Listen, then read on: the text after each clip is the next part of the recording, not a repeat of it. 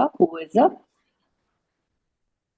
consultant and lead palliative care physician of Assam Cancer Care Foundation.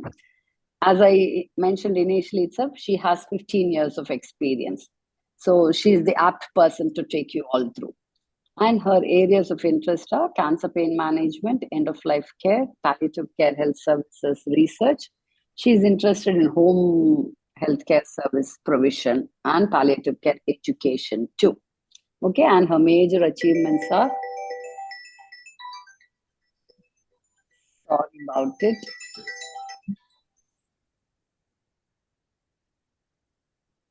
Her main achievements are she's been awarded a special bursary award by St. Christopher's Hospice, London in 2013, and she's also a Commonwealth scholarship.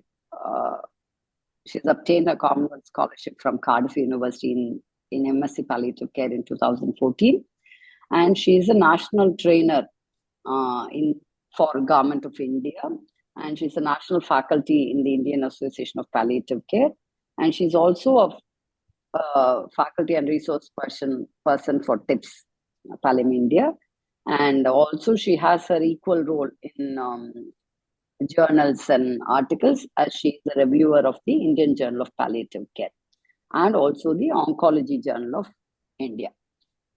With all this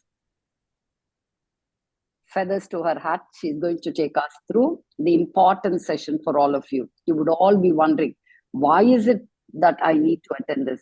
That purpose or the query will be solved by her today. Over to you, Dr. Sanghamitra.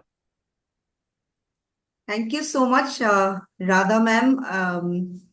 It's so good to see you. I'm really sorry that I haven't been able to be in touch with you regularly since the last time we met in Kolkata. But then I really have excellent, lovely memories that I, spent those lovely days with you. We have been meeting in training sessions, but then I think those are something to be remembered for a lifetime. So thank you so much for this lovely introduction. And it's very funny that I have actually given this slide just to, for Gayatri to go through, but then she has made it so long. She has read everything, like she has not cut out anything. So it's quite long. Anyway, but I'm thankful to Pallium India for giving me this opportunity to speak on introduction in palliative care. Generally, the introductory sessions are the the opener to a thing that lies behind, inside of the room. So I'm quite pressurized today because I'm going to take this session. I'll try to make it as important and get out the important facts that are needed, not just going traditionally. So I would like to, give some acknowledgement to our mentor, Dr. Naveen Salins, who's actually helped me with making this presentation, because I knew that, introduction to palliative care for doctors has to be very in-depth. And that's the reason why I sought help from few of my mentors. Thank you once again. I'll just try sharing my screen. Kindly let me know if this is visible to everybody. Is it okay? Yes, we can. We can see, Sanghamitra. Go ahead. Yeah, so I'm just making it in a presentation mode. Is that okay for everyone? Yes, go ahead. It's okay. It's in the right form. Yes.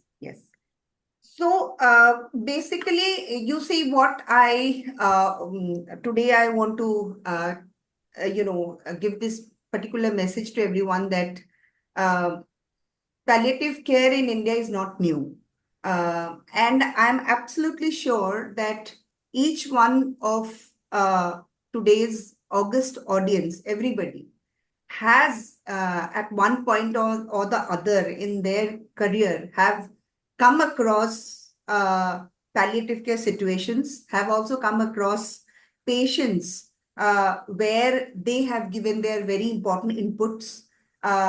They have also come across sessions. They have certainly attended certain sessions in different conferences, maybe in India or abroad also, where they have actually, come to know about palliative care.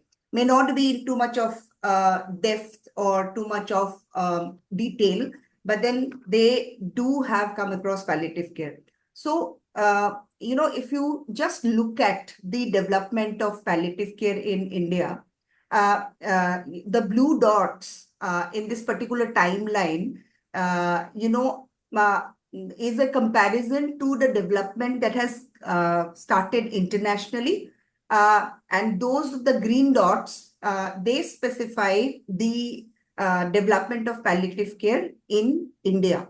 So you can see that, the concept of hospice, which is basically a place of rest for travelers in the 12th to 20th centuries, that was, later on in 1967, developed as a proper care for terminally ill patients in St. Christopher's Hospice, UK, which was started by Dame Cicely Saunders. Dame Cicely Saunders is regarded as the mother of palliative care. I'm sure you all know about this. But then when we talk about palliative care starting in India, it all started with the National Cancer Control Program in 1975. Later on, almost after 9 to 10 years, this particular program was actually modified, and it included pain relief services at the basic PHC level. And that was throughout India. So, we actually started on the right step very early in our country. Then the first hospice was the Shanti Avedna Ashram in Mumbai. I'm sure people in Mumbai, whoever are from Mumbai and Maharashtra, definitely must be knowing about Shanti Avedna Hospice. And then, these are the steps that were taken, like the Cancer Relief India coming to develop palliative care in India. And then, the formation of the Pain and Palliative Care Society, basically in Kerala in 1993. The conceptualization and formation of the Indian Association of Palliative Care, which is the official umbrella association of India as of now. Then, of course, the conception of Pallium India by Dr. Rajagopal and his colleagues in 2003. The steps taken by Pallium India and, of course, the Pain Palliative Care Society in Kerala and many other smaller, organizations with very good, greater efforts in Kerala actually brought about the state palliative care policy in 2008 in Kerala. Then that was followed by Maharashtra state policy in 2012. Interestingly, in 2013, the National Program for Palliative Care, the NPPC, was actually formulated and floated. Within this period, starting from, you can say, 1975 onwards till 2013-14, there has been a lot of discrepancies, a lot of uproar about easy access to morphine. I'm sure you must be knowing about the policies that revolve in and around morphine access or opioid access in India, which is the most important drug for pain management, the most low cost, yet the most affordable and the best drug for cancer pain management and many other issues, physical issues that morphine takes care. And because of that, and because of Dr. Rajagopal's, and his colleagues going forward till the Supreme Court, the NDPS Amendment Act was brought about. The earlier NDPS Act, which is the Narcotic Drugs and Psychotropic Substances Act, it had draconian rules. Sorry to use this word, but it was actually draconian because there were a lot of implications, and in the sessions that would come next, I'm sure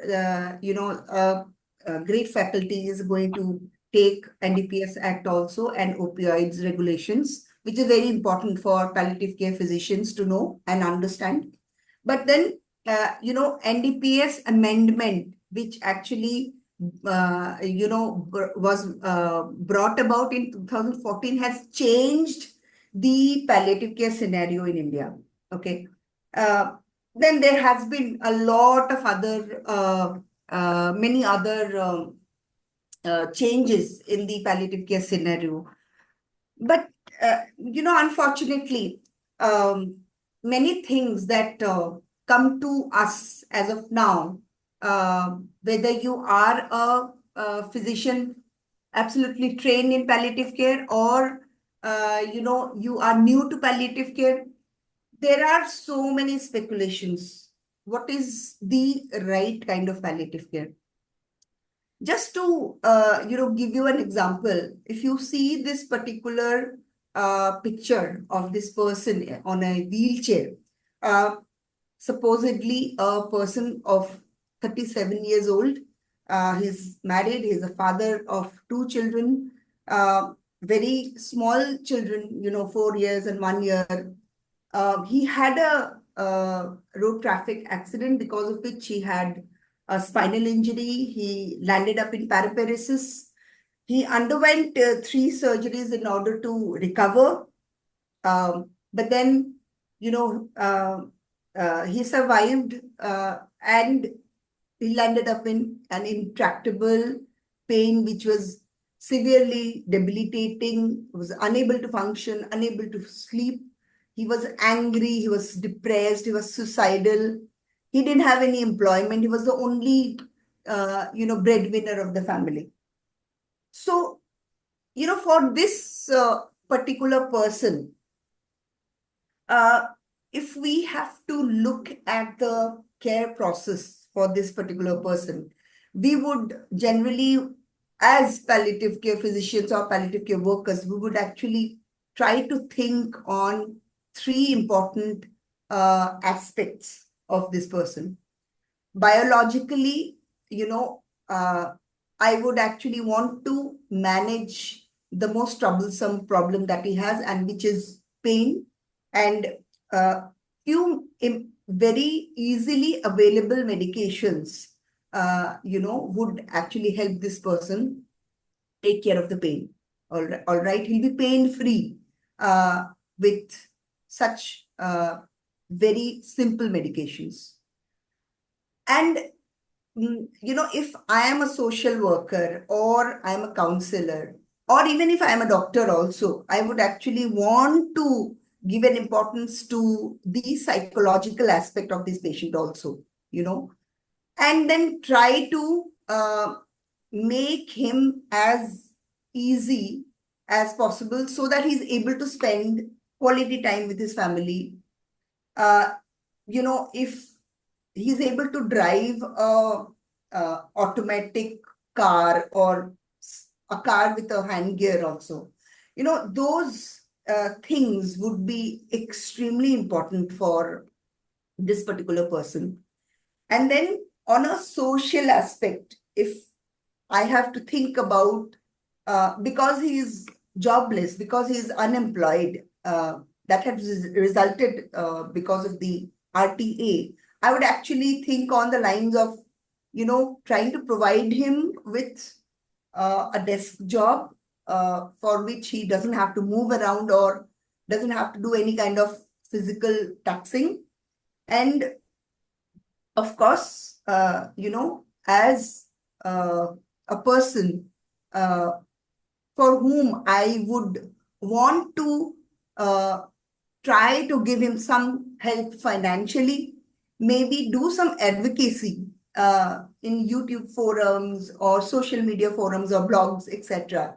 Okay, so these three aspects basically would constitute a care process which will be absolutely holistic for this particular patient.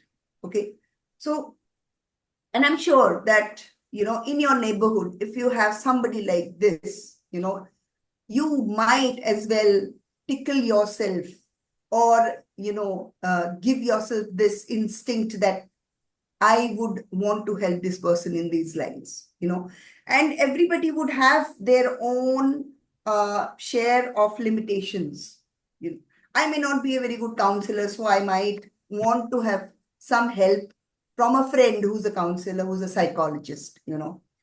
I'm not a good fundraiser, so maybe, I would look around for a person who's willing to do some kind of advocacy program to fundraise for this particular person. Okay, and that would actually bring about the essence of, a multi-dimensional caregiving process for such patients. Now, based on this, let me ask you a question. And please do raise your hands, or you can even talk if you know who this person is. And just tell me why, I've put this picture for you to see. So anybody who's familiar with this particular person? Anybody who's seen this picture of this person? You can actually give your responses. Hello. Yes, sir. He's from Please go ahead. Mumbai attack victim. Sorry? Mumbai attack victim. Mumbai attack related to Uh, Mumbai. okay, you are very close to the answer, but he's not a Mumbai attack victim. He Uh, was the, previous DCP of Mumbai. His name is Himanshu Roy. And, he committed suicide. He committed suicide because he was diagnosed with a terminal disease, and he was not able to endure the pain of that disease. And nobody was actually able to help him get rid of that pain, where we know that, there is an answer to pain. There is every possible treatment is present in today's scientific world, where we can take care of the pain very early, very easily. So this particular, he had if you actually Google search Himanshu Roy, you'll be able to find out so many things he has actually contributed to Mumbai's security system, But this person had to commit suicide because he was not able to deal with the pain. Okay. Himanshu Roy is one big example. Okay, there are many other examples. For example, this particular report had come in Kakinada, and this patient was not able to, she was actually suffering from a huge tumor in her stomach, because of which she was not able to move, she was not able to eat, she was not able to do anything.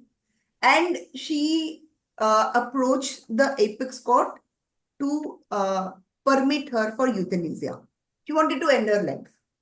So I'm giving you 2 or 3 examples where, the suffering has actually made larger than life people, come onto their knees and beg for some kind of relief, and that relief would be actually seeking death for themselves.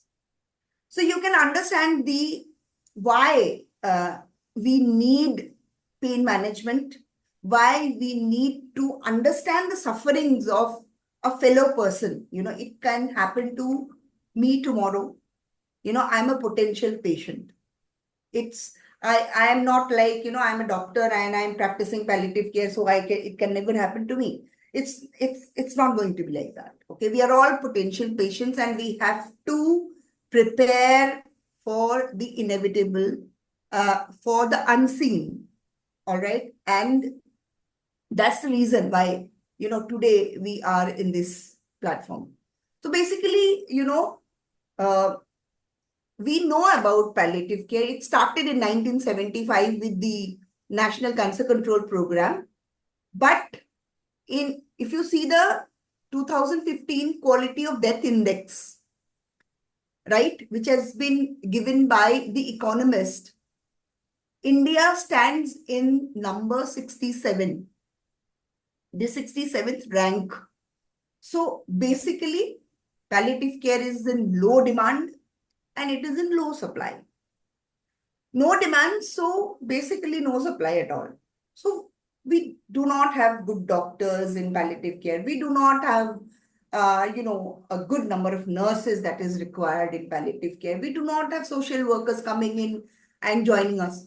Okay, so it still is like.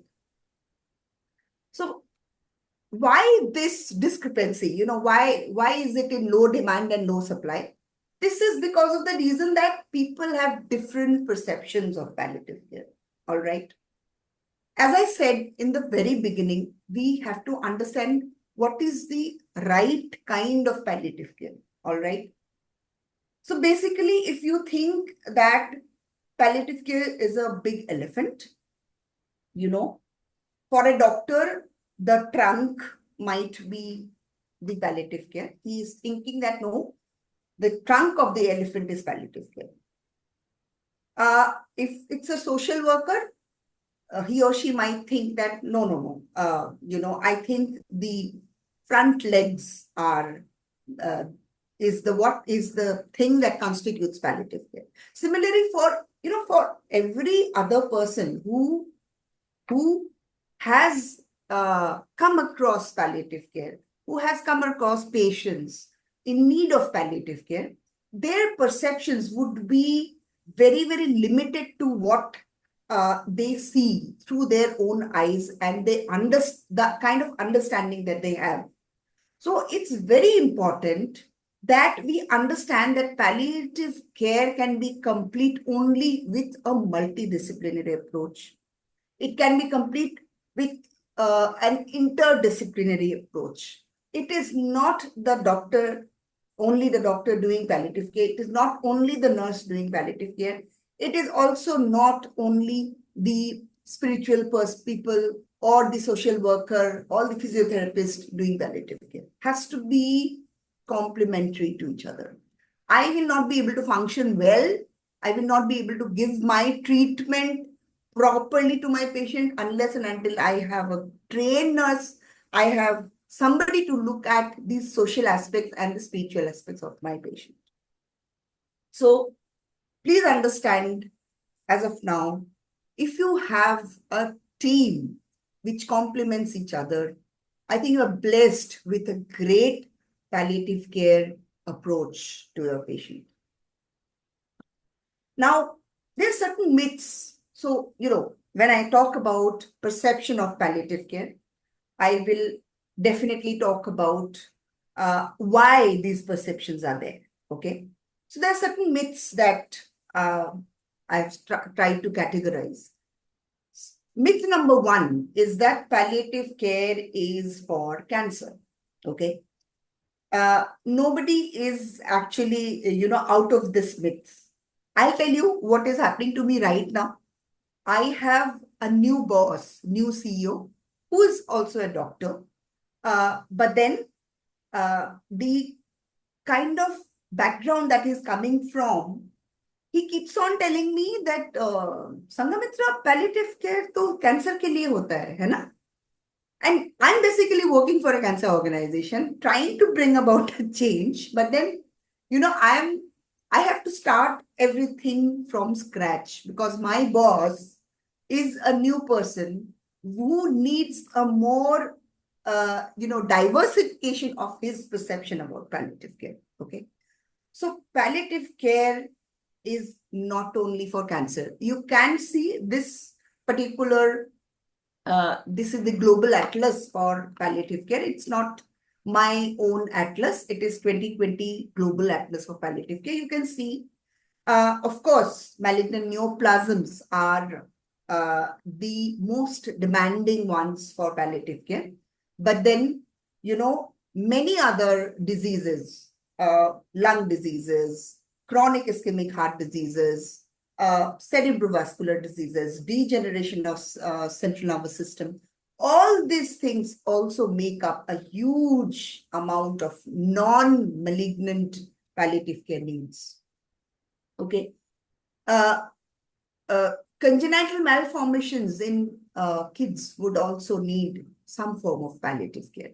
Okay. And that's the reason why we have to spread this message to our pediatricians also, to our orthopedicians also, to those people who are taking care of the specialized subjects like, renal areas, people who are hepatologists. So everybody would actually need some kind of palliative care information or, training or certification so that they can bring in that particular holistic care. Interestingly, if you see, for children also, the whole atlas is extremely different because HIV contributes to 29.6%. Of course, you may not find HIV-infested kids in India, but in Africa and other underdeveloped countries also, you might actually see children in need of a lot of palliative care, This is an age-wise distribution. Adults 70 years and plus 70 years, they need the most palliative care, approach in everything. And India right now is actually approaching old age. I'm 50 tomorrow, after 10 years, I'll be 60 years old. And who knows, I might also need palliative care. Adults, as of now, from 50 to 69 years old, they make up 27.1%. From 20 to 49 years old are 25.9%, and children, of course, till the age of 19 years also, a good amount of, the whole atlas is made up of children also, almost 7%. So there are certain physical symptoms that need palliative care. And the myth is that palliative care is pain management. Wherever you go, acha, what do you do? I'm a palliative care specialist. Oh, great. You take care of the pain, isn't it? When the patient is in the last stage of, this is so ridiculous. I would like to actually now say that it's quite ridiculous because it's not pain management at all. Pain management is just part of palliative care. It is definitely a very demanding, very taxing, you have to be right on the job when you manage pain of a patient. And basically when it is cancer pain, you have to be there. But then it's not at all only pain management. There's so many other things, constipation, diarrhea, nausea, vomiting, weakness, fatigue. Fatigue makes up most of the palliative care symptomatology. And it is 20.5%. That is what the Global Atlas of Palliative Care says. There is dementia, there is confusion, depression, anxiety, bleeding, pruritus even, and that pruritus may not be just, iatrogenic. It might be something else also because of the underlying disease also. So all these things are the things that make up palliative care, the symptomatology of palliative care. And even if you miss one of these, the patient is not actually relieved of the symptoms. So it's basically, you have to prioritize the symptoms of a patient. And I'm sure in your subsequent classes, you'll be actually taken, all these sessions would be very, very, informatory for all of you. But then please keep this in mind that pain management is just one part of palliative care. If I say about, economic regions, many people say, "Acha, palliative care to Western world se aaya hai. Palliative care is a Western concept." No, not at all. Lower middle income countries, upper middle income countries also have been facing a lot of palliative care needs. And you can see, the upper middle income countries where India also falls in the upper middle income country, we actually have a greater need of palliative care. So basically, the point where we need to act, for example, what is the point where we need to enter? I mean, as palliative care physicians, where do we need to give our inputs, So the myth number 5, which says that palliative care is for the dying, which is absolutely rampant. Wherever you go to a super specialty hospital, they'll say, "Acha, he doesn't need palliative care at all right now." But then, the most important thing is that you start palliative care right from the point of diagnosis. Okay. And the point of diagnosis is where the disease modifying treatment is actually the main treatment that starts. But then little bit of palliative care inputs. For example, if I have to give you an example, if there's this young woman, 40 years old, has been very recently diagnosed of cancer of the breast, okay, maybe stage 2, if I say, very early cancer. And, her world has been shattered because of the diagnosis. Don't you think that, getting her in touch with the social worker or the counselor of the palliative care team would help her, vent out her emotions? And that's actually going to be very, very refreshing for her, because she needs somebody to talk to about how she feels when the surgeon told her that I will need to remove your breast. Okay.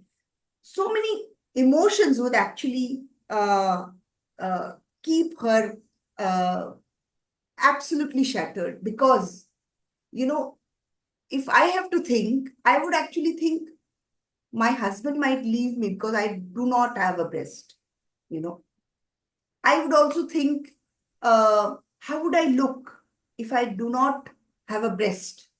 What if people find out that I have a prosthesis on my breast? So all these things, might have a very little role just at the point of diagnosis, but it does have a role.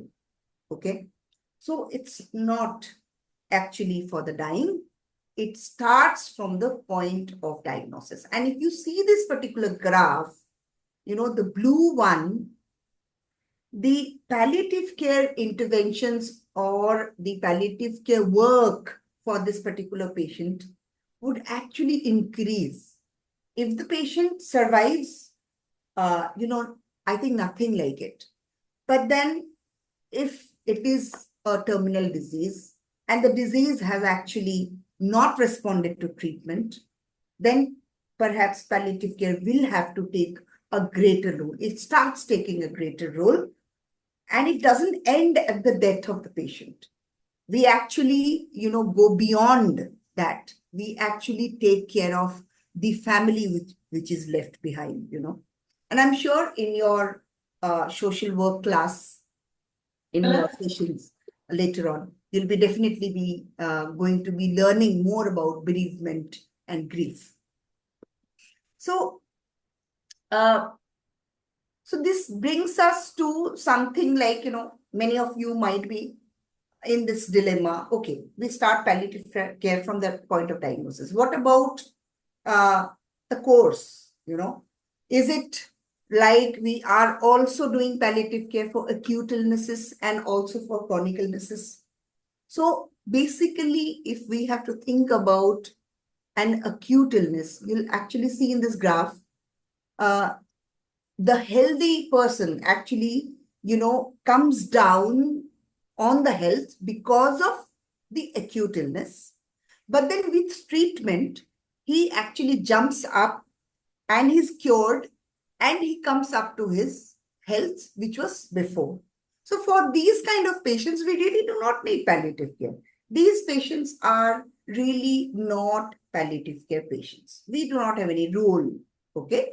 All right. We might, go and give them some suggestions. For example, he has had a surgery because of which, there has been a lot of modification of the nerves or whatever, and because of which the pain was there. And as pain physicians also, who are a part of the palliative care team, they actually go and give this advice. It is limited to that. So we really do not have any role in the course of an acute illness. But what about the course of a chronic illness? Now, when I talk about chronic illnesses generally, has a certain kind of a course. And if you can see this particular graph, the patient has been diagnosed with this particular disease, say dementia, or some kind of a disease which is actually, making the person sick day by day. You give them an appropriate treatment, which is required at that point of time. The patient stabilizes for some point of time, some part of the journey. But then again, there is a dip, You again put the patient in some kind of treatment, and then the patient tries to actually grab life. But then at one point of time, no treatment actually works. And if you can see, in this particular red box, this particular period of time for this particular patient has been, demarcated as invisible death. And we say it is invisible death because we do all kind of heroic treatment in a medically futile condition.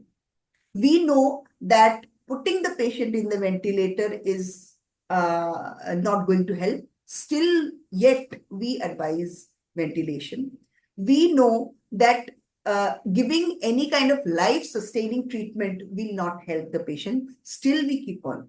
So, there are certain areas where we have to take decisions and find out ways and means to demarcate or, nomenclature, give them a nomenclature where that particular condition would be said as medically futile. You are going to learn more about these things in your subsequent classes. I'm just giving you an overview as of now. So basically, at this particular point which is regarded as invisible death, inadequately managed symptom, distress, poor quality of life, poor communication, caregiver burden, caregiver stress, treatment-related costs, everything actually brings in a lot of problems in the patient's as well as the caregiver's life.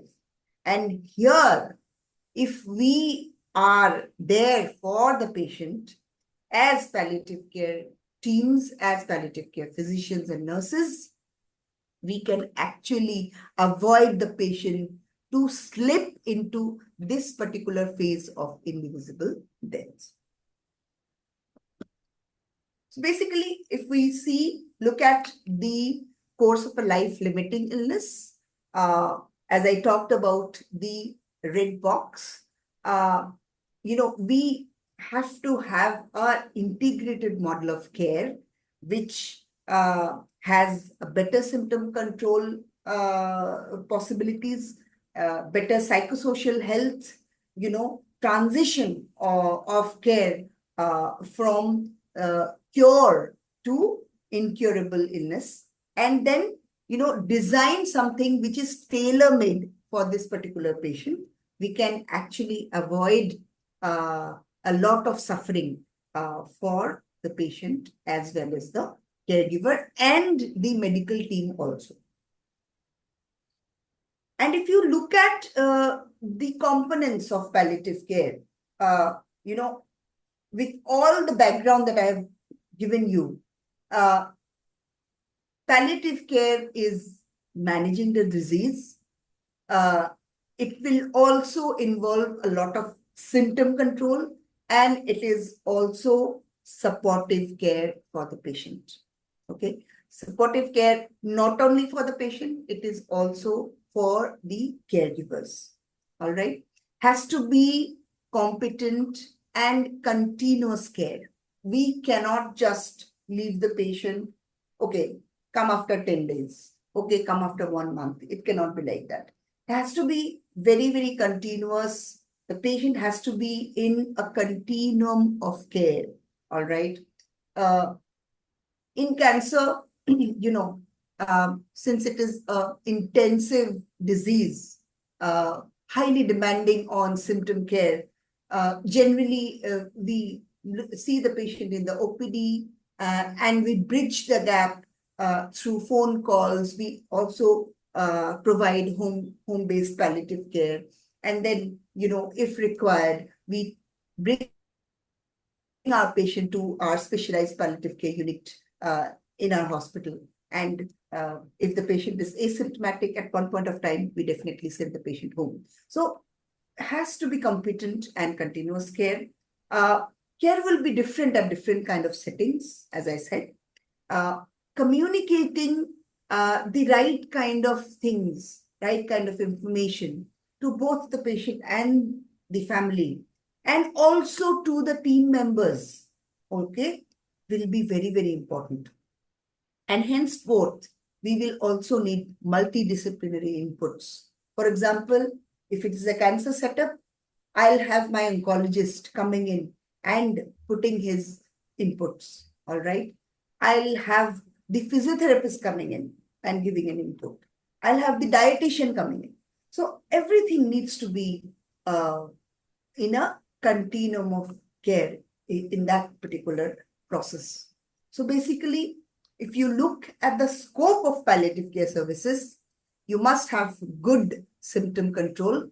And if you talk about symptoms that come, that are generally seen in palliative care, pain, as we talked about pain, nausea, vomiting, constipation, extremely, extremely rampant in all palliative care patients.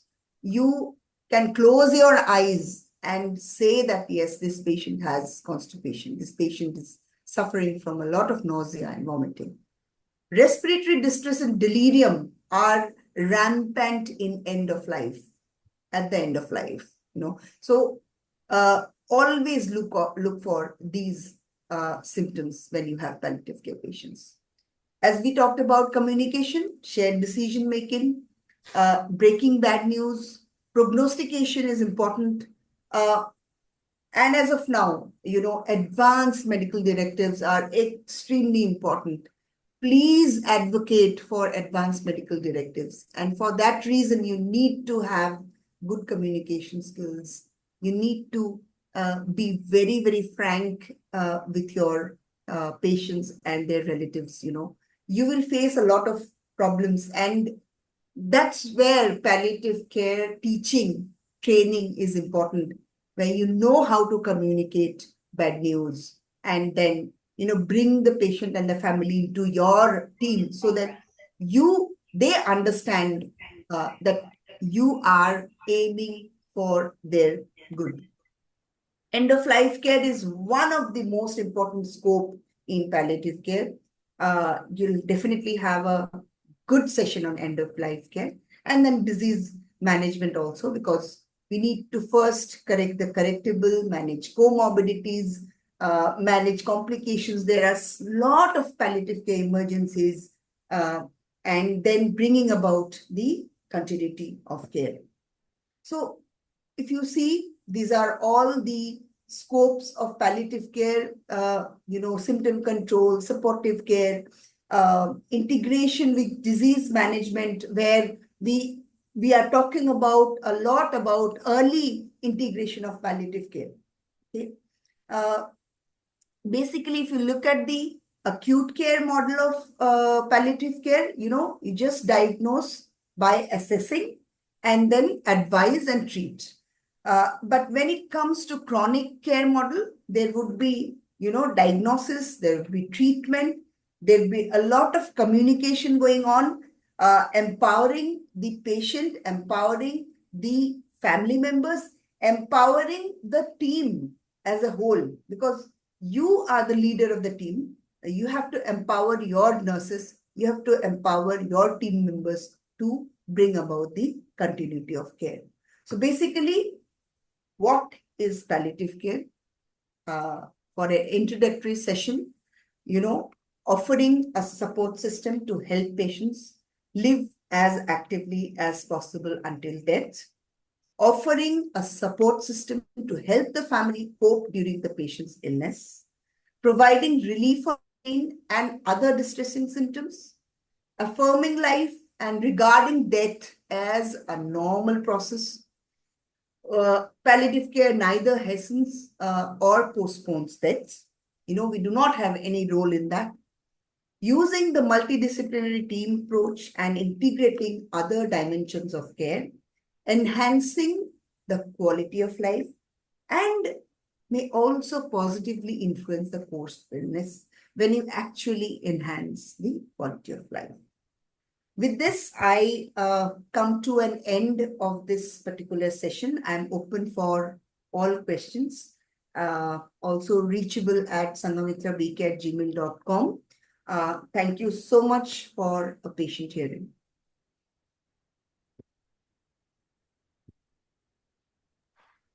Thank you very, very much, Dr. Sanghamitra. She gave you all a strong, potent dose of palliative care because she has covered everything, okay, in such a nice way, because we are also going to see every bit of it. As I tell in every batch, if I break all the duties on day one, what's the point? How will you all enjoy? Every day is going to be equally good as this. So for that, she was an example. Thank you very much, Sanghamitra. See, because so much of importance, and importance in every way. And I just checked the chat box. There's nothing. 1 second. There's nothing specifically now. All of you feel free to ask questions. And in a nutshell, I thought putting this whole thing as 3 M's. Okay. First one, myth. Okay. See, so, and one thing, all of you have to feel free in this platform. Okay. If you feel free and bring up your questions, queries, doubts, like I have a small thing nudging in me, better to ask and clarify here rather than go and struggle, or when you see patients, you need not have to face the difficulty. Okay. So first thing what I would like to say is all of you have to feel free to open up and ask and clarify things. Okay.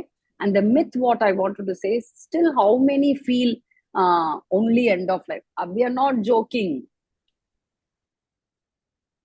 As Dr. Sanghamitra openly said, we are all people of that attitude. That's why there's still so many of my friends and colleagues say we don't need doctors for palliative care. Sorry, I am very, very upset to hear that, but that's what I listen. That's what I get. Doctors are not needed for palliative care. It is only end of life care. So nurse is enough for it. And only for oncology. So not for anything other than oncology. So these are very, very big myths. Or oncology, HIV, that's all. So see, all of you have to see the definition. It is for any serious health-related suffering. In that broadly, it says life-limiting or life-threatening. What is life-limiting? What is life-threatening? Someone has to open up and say, see, because this is better only when all of you interact. So can someone tell me what is life-limiting and what is life-threatening? There are a few questions. Just let me have a look. Appreciations for you, Sanghamitra. That very good session.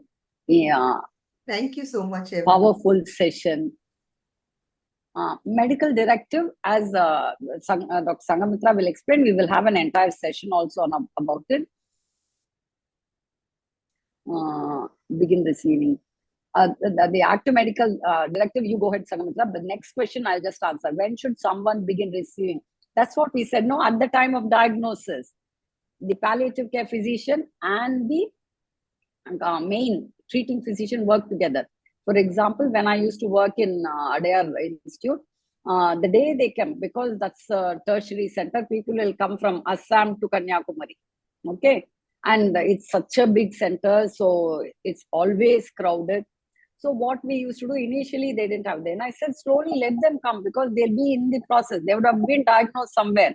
They'll come for expertise, no? So it will take like 1 week, 10 days, but they will be having all symptoms. So we used to see them from day one. Their diagnosis and treatment processing also will be going on simultaneously.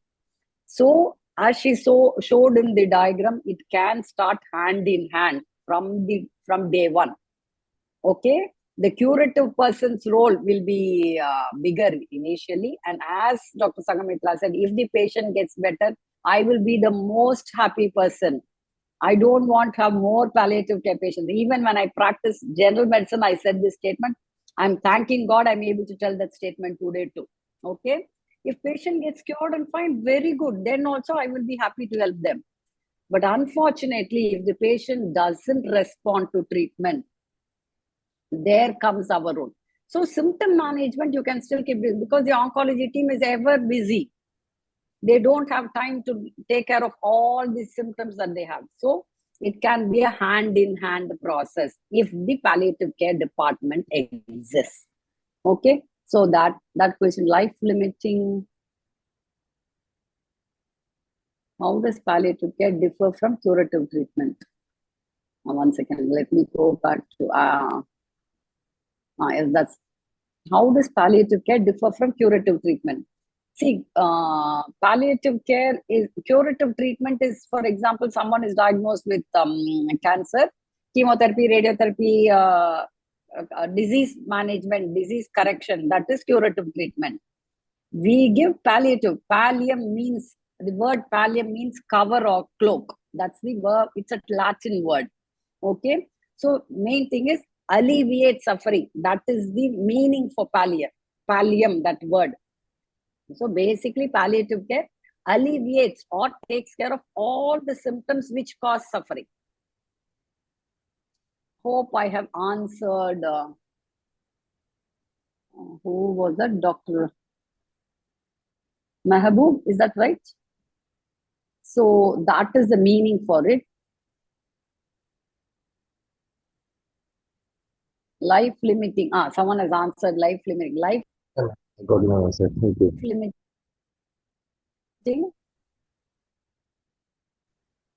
will end in soon. Life limiting means there's no immediate situation of patient dying. For example, paralysis, paraplegia, quadriplegia, they are all life limiting. Life threatening is cancer. Okay. I think some answers were all for that. Okay, hope I've clarified that. Is rehabilitation part of palliative care? Yes. Now, Sanghamitra, if you could just go ahead and answer that active medical directive, and then I will go about with what I was trying to say. Yes, madam. So basically, it's not active medical directive, it is advanced medical directive. Okay. So when we see, one is called the living will. If you understand what is a living will, the patient whom the medical team has actually told about his very small prognosis, short prognosis, that the prognosis is bad. He understands that he may not be living for another 7 to 8 months. Okay. That particular patient is well aware, is an educated patient. He is well aware of the fact that he's not, his days are numbered. And that's the reason why he gives his thoughts about how to get treated in a situation where he's perhaps unconscious or he's not able to respond. Okay. So, at the same time, he would actually be given a set of information where he would pinpoint or pick up certain options of getting treated. For example, suppose I am the patient. I know that I may not be living after 6 months. Okay. And I am given a option that, at one point of time, maybe after 4 months, your cancer might actually reach the brain, and you may not be in that particular position or in that particular consciousness to actually tell the medical team that you do not need a ventilator or you need a ventilator. Okay. And this is particularly for those who are in their terminal stages of disease. Okay. And when I know that, I'm conscious, I know that this is going to happen, and I don't want myself to be inside the ventilator because I know the sufferings of being in a ventilator, I would give the team a kind of instruction, verbal instructions that no, I don't want to be in a ventilator. I do not want blood transfusion. I do not want unnecessary fluids in my body at that point of time. I do not want atropine. I do not want these injections.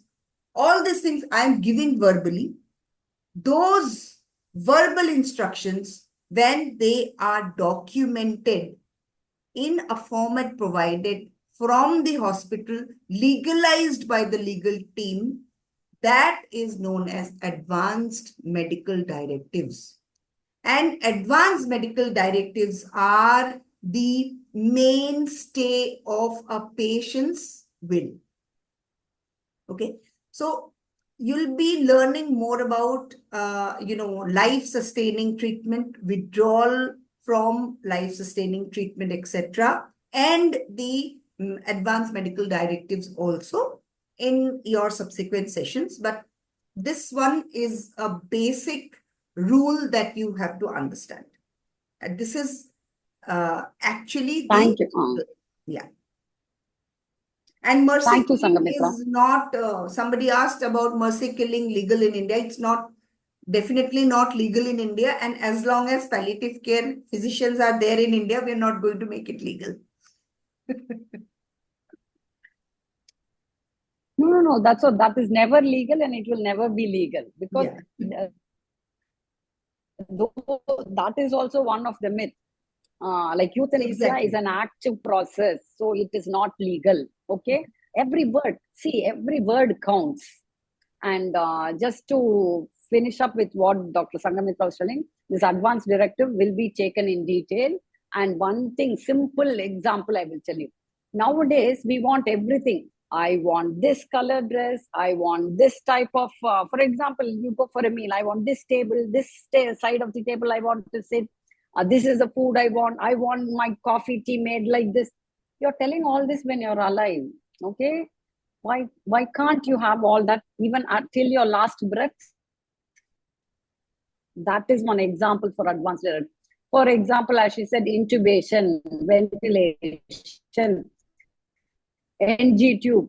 You know very well, see, especially at least medical professionals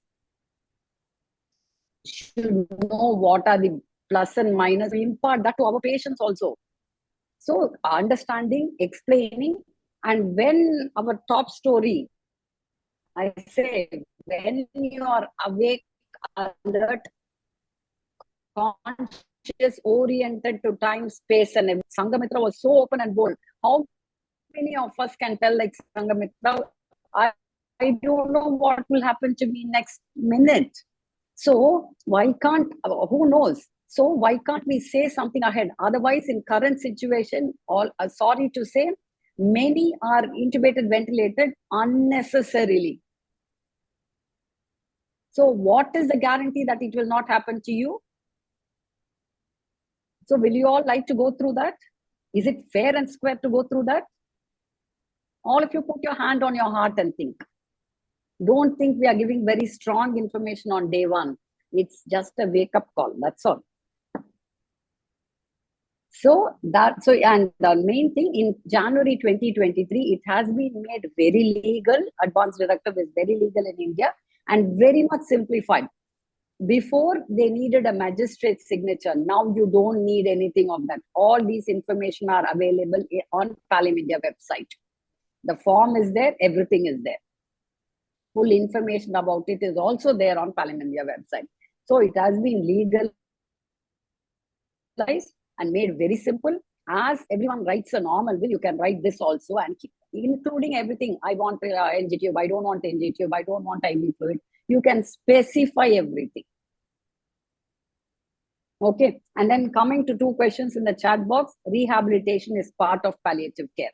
Okay, and then another thing was legal and medical issues. You will have legal and ethical issues. You will have one session on ethical issues. Okay, and coming back to what the 3 M's, what I wanted to tell was, first M is myth. See, so many myths, we can keep on talking about myth. So how to overcome it? Only by awareness, only by training, only by teaching, only by interacting with professionals and public. See, sometimes the barriers are professional, sometimes barriers are system, sometimes barriers are community. So the barriers can be in any way. And so we have to break the barriers in each level appropriately. So the second M, what I wanted to tell was manpower. Who are all essential in a basic palliative care team?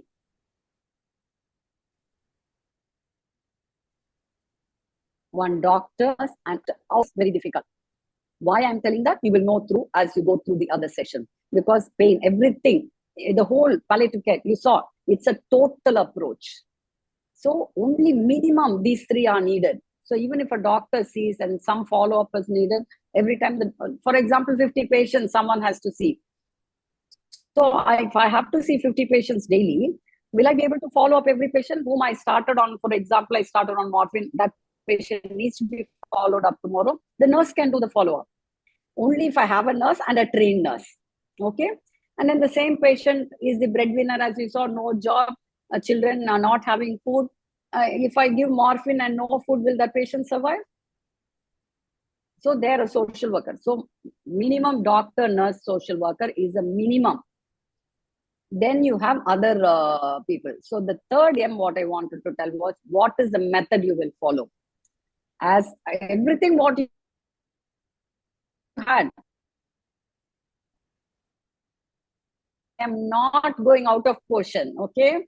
All what Sanghamitra is, that's all. The multidisciplinary approach to diagnosis, okay? You need a doctor, nurse, if possible, a psychologist, and a social worker, and then you identify with a multidisciplinary approach. And there are multidisciplinary approach to assess and a multimodal management to correct. So if you use a multimodal management, a doctor will do the job of giving treatment or cure for physical symptoms. The social worker will look into the other needs. The psychologist will look into the depression or mood changes. Yes, anyone diagnosed with CA or anything, will they be normal? Because it's such a sensitive and specific, life-changing. I don't know. I was thinking I will live till 95.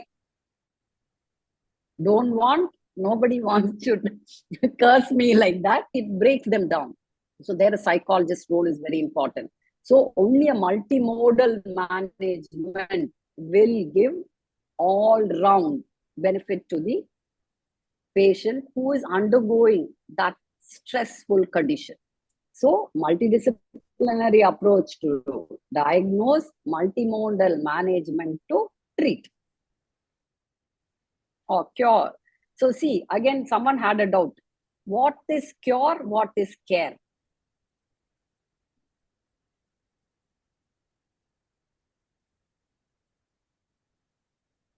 What is cure?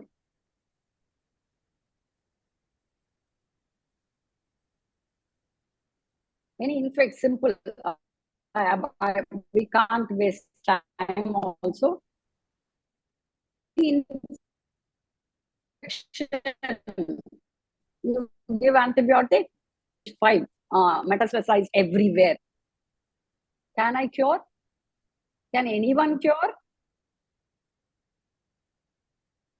Someone has mentioned cure is part of care. Yes, cure. Cure, that's what we say, a nice statement. I thought I won't tell that also today. Yes.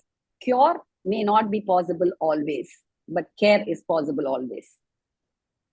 See, can I cure this stage 5 metastasized patient? Unfortunately, no. I would love to, but can I? No. Whereas care is what? Being with them, assuring them that your support will be there all the time, managing all their symptom control. For example, no cure is possible. So they say this much. See, this is a standard statement which none of us should say. Your disease is in such a condition, so no more treatment can be given. So I will not be able to treat you. That is not the statement to be told by anyone. Okay. Cure is not possible, but care is possible. So we will see how we can help have a better quality of life till your last breath. So that is what is care. So care of the family and other things, not literally that I'm going to go live with the family.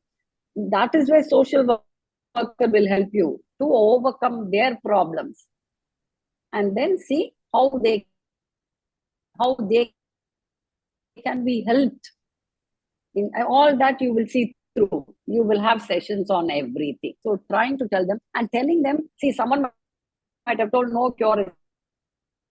We say no, we can tell them anything like that you have. Get in touch with that.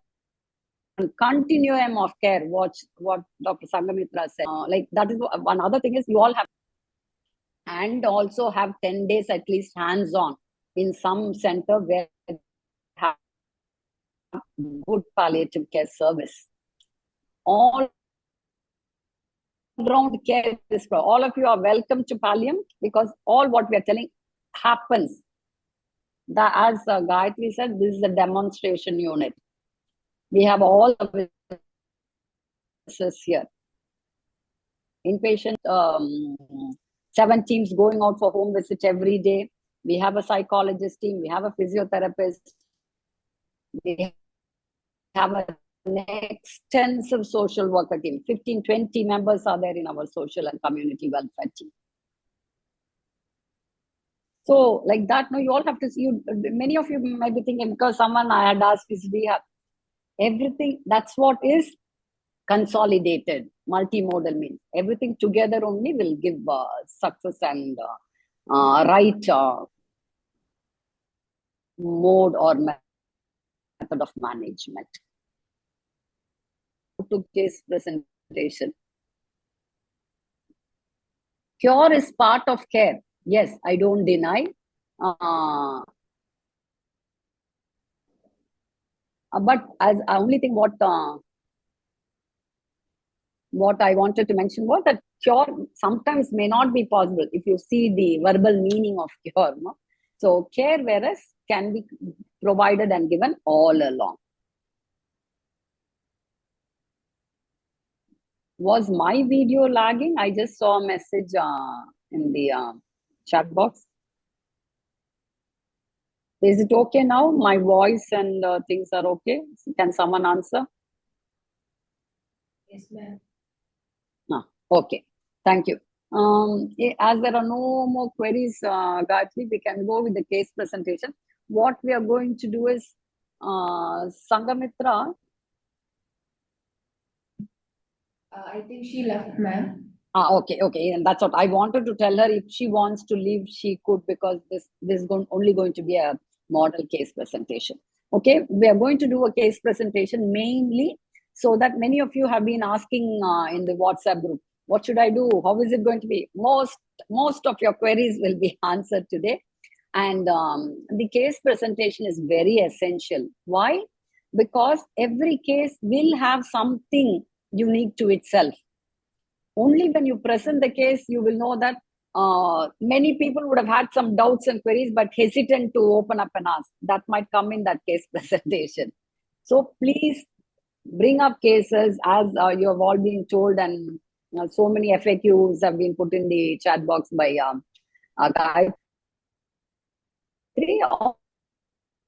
All like, feel free and then bring cases, either you're working or what you might have treated. So bring something appropriate to the topic of the day. That's all. Gayatri, you could start sharing there. And I'm going to take you through one such so that you have an idea.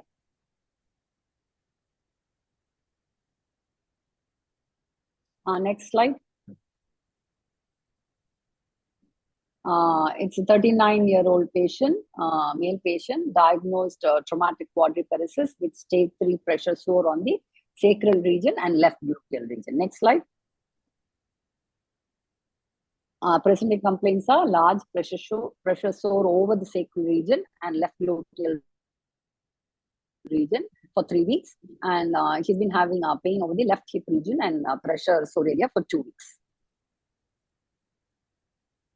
History of presenting illness. He had a history of fall while carrying heavy weights, which was followed by neck pain and weakness of both lower limbs. He was taken to Medical College Hospital at Trivandrum and was diagnosed with traumatic quadriparesis in August 2023. Admitted and got treated there and was discharged after a month. After 6 months, he developed a bed sore over the sacral and left gluteal region. That pressure sore was staged as stage 3. And he has history of pain over the left hip and wound side. And the onset is for 2 weeks. And the provoking factor is any movement. Easing factor is rest or analgesics. Quality or type of pain, continuous aching pain. There's no radiation element in the pain. And grade of pain is, it's a moderate type of pain. And no other factors. Next slide. Little more information on that. Pain at the site of pressure sore has also been there for 2 weeks, and that is also aggravated by movement, relieved by analgesics. The nature is throbbing type, and due to sometimes whenever the wound is kept open, it is throbbing. and no radiation. The severity of the pain is moderate, and the pain score that he scores is 4/10. And along with that, he felt that his sleep is disturbed due to the pain, and his oral intake, bowel and bladder habits are normal. Next slide. Examination, the salient points you can mention. Okay, the temperature, the vitals are nearly normal. The systemic examination also is normal, and the in-depth description of the pressure source. The sacral area 1 is 7/6 centimeter, irregular in shape. As I said, it's stage 3. Slough and foul smell both are present, and the left gluteal region 1 is size 6/8.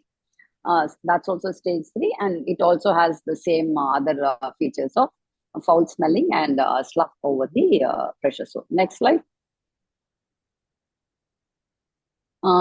Say again, in all these things, no salient points if you mention. Here, hemoglobin and total count are normal.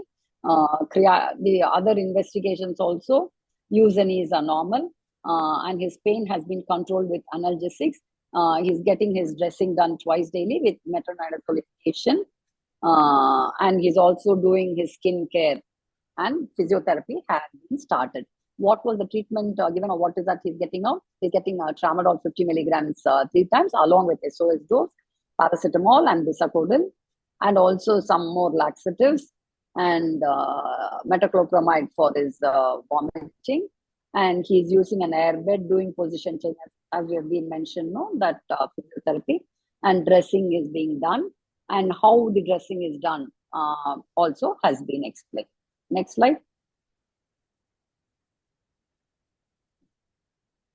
Next slide, dear. 1 second, ma'am. What are the psychosocial aspects? He is a 39-year-old unmarried man living with a 65-year-old mother in a rented house.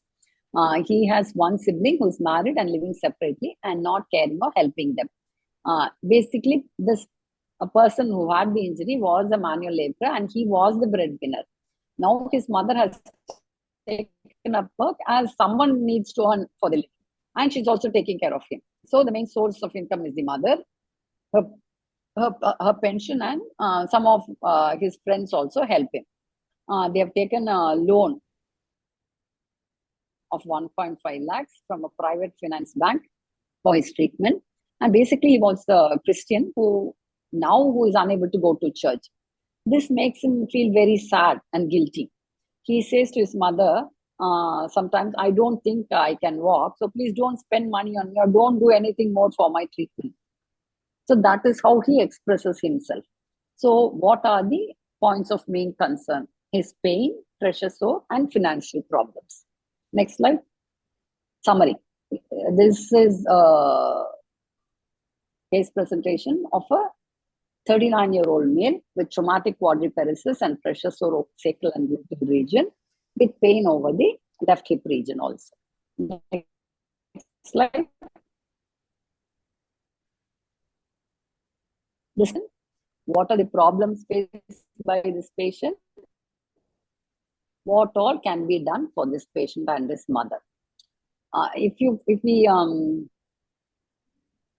can just come out of this presentation, Gayatri, and then we'll go back to the last slide afterwards.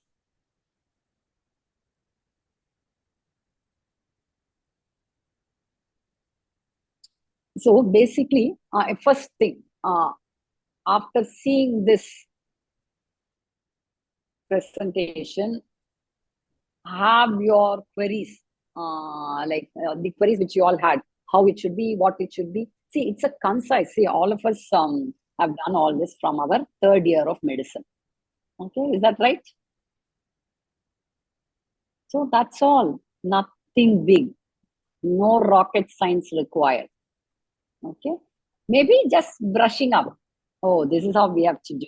That's all. Okay, it's a simple case.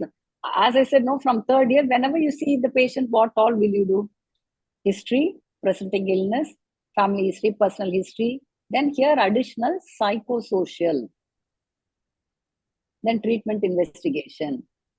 Then after you do all that, what are the things of main concern? Then give one summary. Then put one discussion. What are the queries that you have? How do you think, what are the difficulties you face? What is that you think was done right? What is that was not done right? How can I modify and make it better? That's it. No rocket science, basic stuff. Is that clear? First, I want to make that clear. Are all of you happy in bringing up and doing things in this manner? If anyone has any query alone, please unmute and ask. Otherwise, I will think all of you are going to bring up excellent cases and we're going to have a really lovely 90 more sessions. Okay?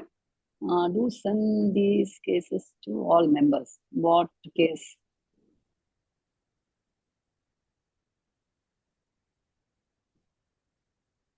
This model presentation.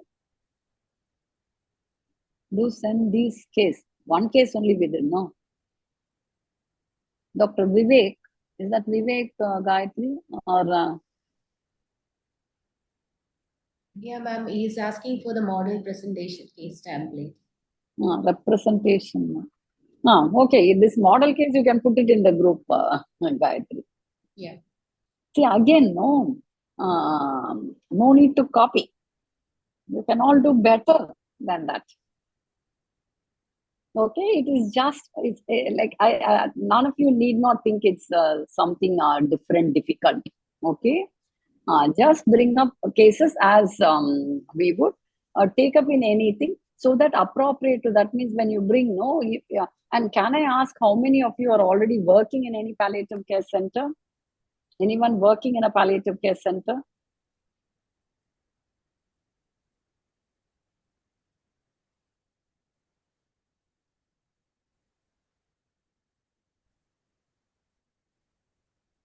Yes. Few are working. Maya, Madan.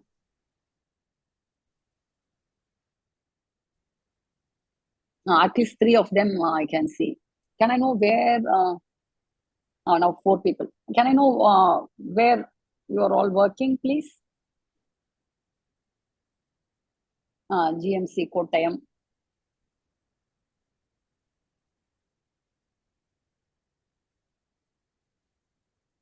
Okay. Karuna Trishur. Malaysia Palliative Care Unit, Salayang. Very good. Kabra Kalan. Oh, very Haryana. In a palliative care center. In Mount Zion. Okay. An anesthetic basically, but working here too. Very good. That is Maya Madan, right? Okay. Trained at tips. Someone. Keshav. Dr. Keshav, I think. Working in and trained at tips. Where are you working?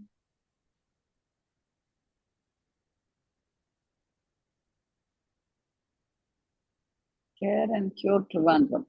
Okay. At Jadat Dharamsala. Huh? At Jadat Dharamsala. Dharmashala. Okay. Dharmashala. Okay. Is that Keshav? Kondal. Is that Keshav? Okay. Okay. Yeah. So you're working in Dharmashala. Very good. Very good. Then already, I think 1, 2, 3, 6 to roughly 10 people are already working. Very good for me then. Because that many people we have not had. Like we'll have 2, 3 of the lot. So this is very good. Making my job easy and comfortable maybe.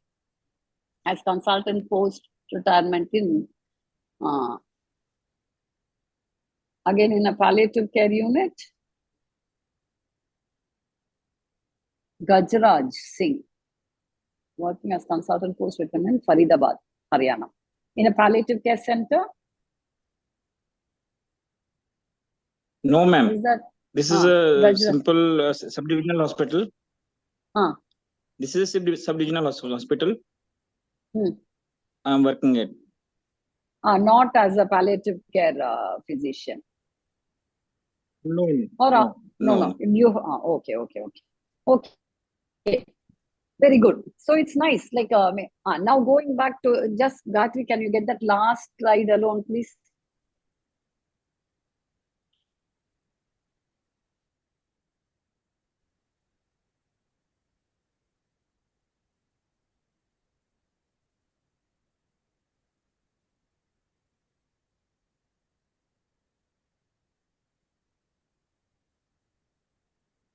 In that presentation, Gayatri, the last slide in that presentation, mainly to that discussion thing, no?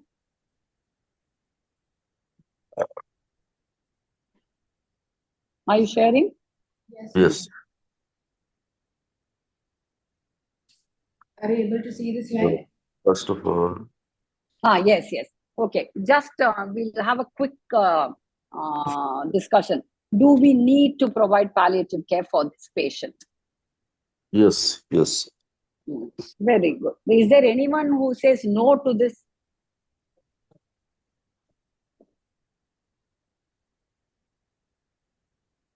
Anyone has a different view to that? See, first thing is, does this patient need palliative care? Okay. And then the next one is, what are the problems faced by this patient? Like you all saw, no, the 4 blocks, what she said, what are different types. So does the patient have physical, easy to always know, if you define and describe, your life will be easy, and then you will not miss anything. So in that way, what are his issues? Physical problems. Psychological. Very good. Maybe unemployment. Social problem, that is unemployment. And then the last one, you get 100 marks, doctor. One more. No money. What is the last one? No money is there in the third one. He was that's it. Who was that? Ritual. To get their 100 marks. He's not able to go to temple and he's feeling sad. Can I know who is telling that? Dr. Tell your name. Dr. Arundhati. Yes, very good. Where from are you? I'm from Himachal Pradesh, ma'am. Very good. See, because what did he say? He was always going to church. Now I cannot go to church. He's upset. And he told his mother, don't spend anything on me. So is that right? So that's it. Simple. So full, as I said, no, I think my job is going to be easy only. See, these are the 4 components. And all 4 you have said. So we have to deal with all 4. If one is not met, it's not going to be complete. Okay. Physical symptoms, how can I correct? So all correcting his pressure sore, giving pain management, all that for physical. Then psychological, some psychosocial counseling, treatment options to overcome his low mood and everything. Then social, finding ways and means, better job for the mother, any rehab or some form of help. There are so many people outside in the world willing to help. They don't know whom to help. So just to connect them, connect the demand and supply. Okay, so some form of income to the family. And then last, for spiritual also, there are means. Getting in touch with some, being a Christian, getting in touch with a chaplain to see how they can make arrangement. Maybe he can, nowadays, online, some prayer sessions may be there. He can attend from home. Or a chaplain may come and see him at home and tell him how we can help him. So every problem can be solved if the effort is made. To some extent, I didn't say all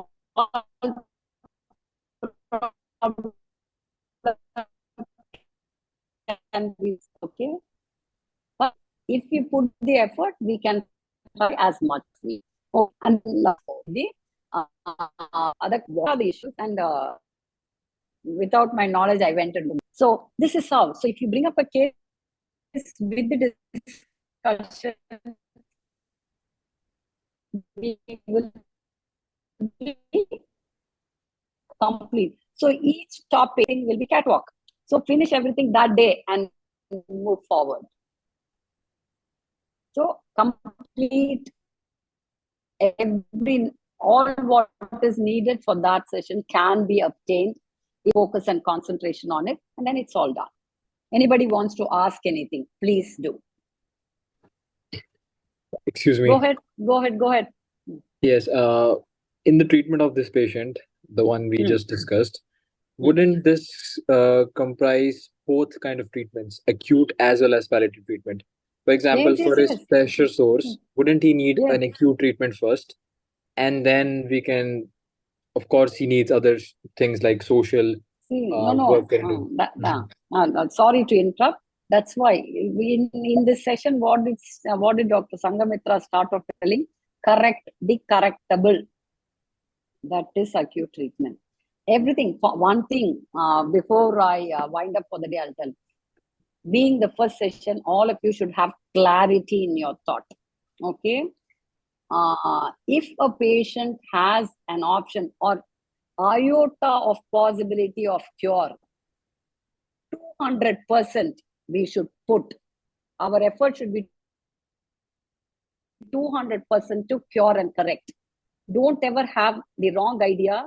If something is curable, we are going to give only palliative care. No, never at all. Okay? Wherever cure is possible, 200% effort for cure. Where cure is not possible, you remember that red box she said, dementia cannot do anything. There is very clear evidence that nothing can be done. There, don't go waste your 200% there. Is that clear to all of you? Because good, thank you very much, Dr. Adi. What is your name, please? Adish. Adish. Yes. Adish. Adish, yeah. So good that you brought this up, because I normally try to tell that. So because you brought it up, so if cure is possible, 200% will be put to correct it, cure and move forward. If cure is not possible, that red box wasting 200%, is that right? Do any of you feel that's right? So, but that is not a difficult task to find out. As you will all go through these 20 sessions, you will know the remaining 19 sessions, you will get all the skills of communication, ethics, and symptom management, disease progression, end of life care, ethics, and know to really demarcate who is in the curative side and who is in the non-curative side needing palliative care. See, that is what medical knowledge and all this 5-6 years of studying and then 10-20 years of experience, all that's what is going to give you all of you have. It's not something new we are going to teach. Just as I said, it's just a wake-up call. So identifying everything and doing the appropriate thing at the right time. So when it is not, so for him again, correcting, do a swab, find what is the growth, anything in the swab if he has got slough. Okay, then correct with, do swab culture sensitivity. So I will get what is that sensitive to, give that. Then if need be, refer him to a surgeon for grafting. Do everything. See, here he is only a 39-year-old. Everything has to be done. So see, that's what. And then also see what I can do for the mother, patient, all other things. That's overall. Okay. That's why, see, he is a life limiting. This is a model case for a life limiting. It's not life threatening. Is that clear? So that's why. So again, you have broadly oncological patients, non-oncology patients is a big group. You will have a session for that. Palliative care for non-cancer illness. Don't worry. God's grace, the structure is so well set. Nearly, again, everything A to Z of palliative care cannot be covered in 20 sessions. Okay. A very good effort is made so that all major things are covered. Okay, so we will not go over time also. Have I answered your question, Dr. Adish? Yes, ma'am. I have a small Go, one more question. question. Go Yeah, ahead, go very ahead. small I question. saw your smile, and I thought Yeah. you've got something more. Go ahead. So, ma'am, wouldn't labeling somebody as a palliative patient pair, as a palliative patient care patient, wouldn't that make him as a labeled patient that, this is a kind of patient who would not need any curative therapy anymore, and this is just the patient? That is again a myth. That is the myth. Who said? See, that's why you have to see the definition of palliative care. Palliative care is alleviating serious health-related suffering. In that, everything is inside. So that's what. So that is the problem. That's one of the barriers all of us have to. One hurdle, 10 hurdles. You have to be a hurdler. Next. So first, that has to go away from us.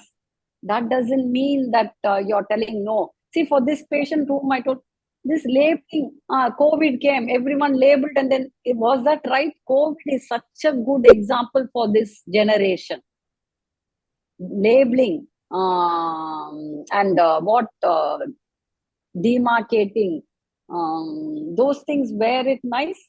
Stigmatizing, was that very good? So from that, should we all not open up our eyes?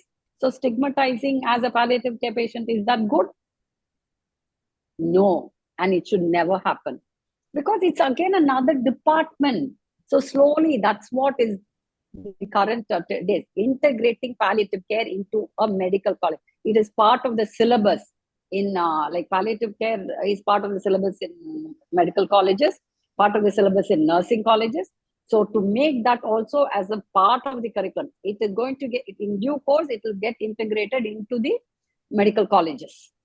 Is as another department. That's all. ENT, ortho, neuro, like that. There's also another service. No stigmatization, no